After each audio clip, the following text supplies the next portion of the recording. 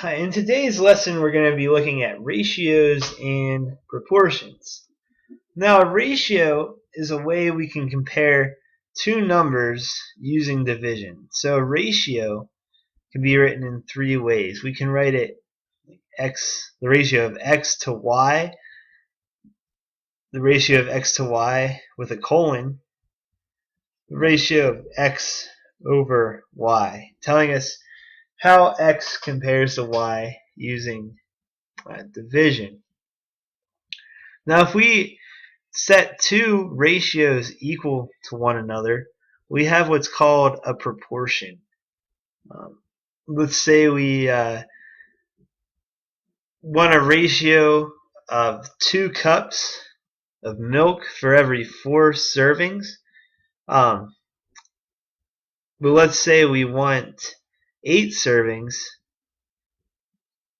In order to fulfill this proportion, the ratio for 8 servings, we're going to have to double the 2 cups of milk to make it 4. So something like this, where we have two ratios set equal to each other, that's a proportion. So let's determine if these ratios are equal to each other and if they form a proportion. Let's look at 4/5 and 24/30. Well, if we divide 24 and 30 each by their greatest common factor, we can see that dividing both of those by 6 is going to yield us 4/5. This indeed tells me that both ratios are equal, so we can say the ratio of 4/5 equals to 24/30, and that proportion is true. We can also use what's known as cross multiplication to determine if two ratios form a proportion. So if we have 0.4 over 0.8, 0.7 over 1.4, and we want to know if each of these make a proportion, we'll set them equal to each other. And what we're going to do is we're going to cross multiply. What that means is I'm going to take the bottom of this and multiply it by the top of the other ratio. And I'm going to get 1.4 times 0.4. And I'm going to do just the opposite. I'll take the bottom of the left ratio and multiply it by the top of the right. And I'm going to set them equal to each other.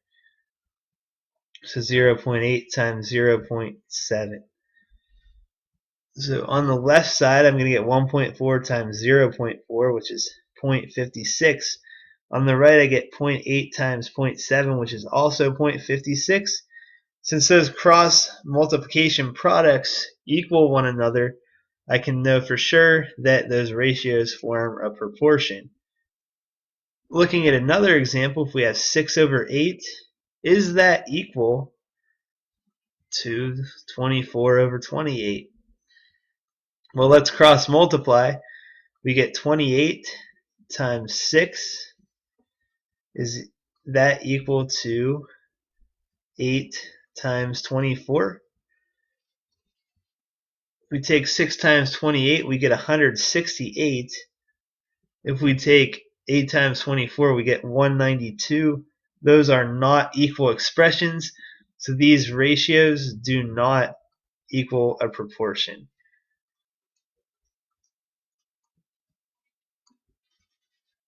Now let's look at solving proportions using cross multiplication.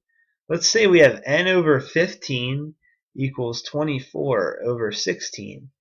We're going to cross multiply. We get 16 times n, or 16n, equals 15 times 24. We get 16 times n equals 15 times 4 is 360, or 15 times 24 is 360.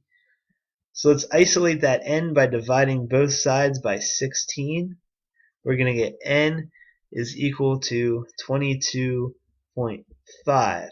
So therefore, in order for those ratios to be equal to one another, we have to set n equal to 22.5.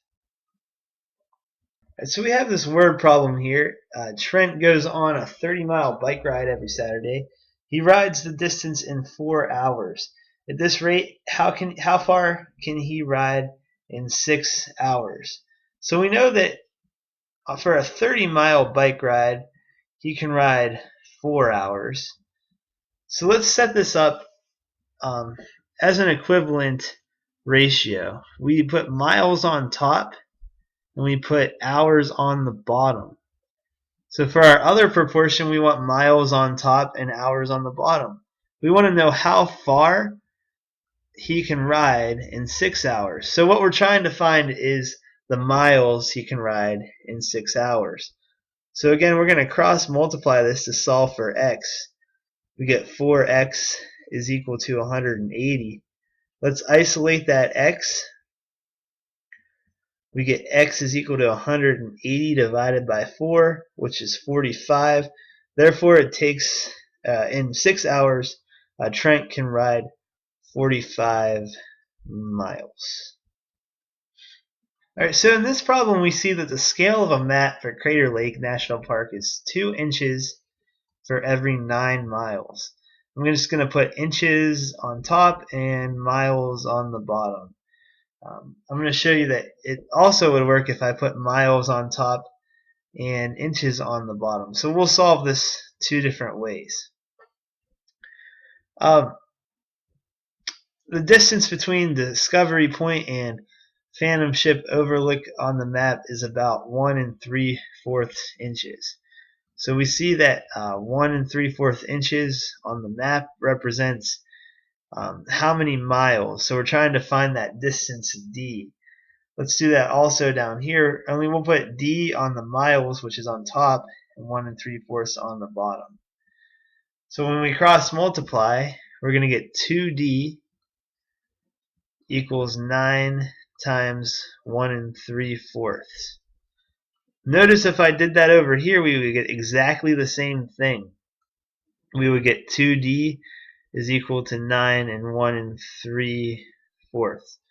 So you notice no matter which way I put those miles and inches, it's interchangeable. So since we see that we're going to get the same result either way, I'm going to get rid of this down here, and